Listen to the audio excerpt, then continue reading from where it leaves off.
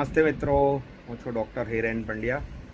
22 જૂને આપણે કેદારનાથ જવાનું છે। જે વ્યક્તિ મારી જોડે આવવાના છે કે આપણે બધા સાથે જવાના છે, તો એમના માટે આ વિડીયો છે।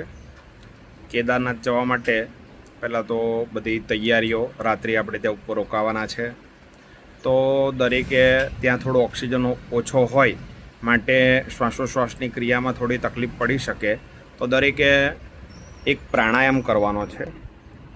આવી રીતે બે આંગળી સીધી રાખવાની, છેલ્લી અંગૂઠો નાક ઉપર મૂકવાનો,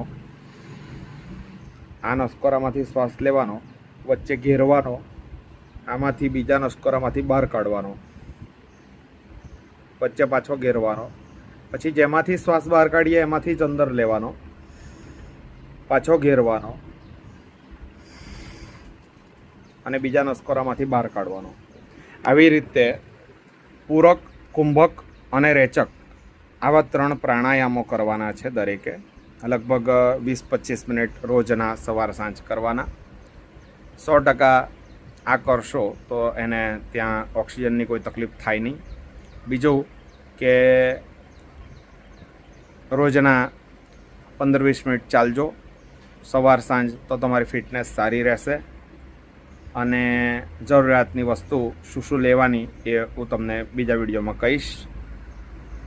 જય શ્રી કૃષ્ણ, જય કેદાર।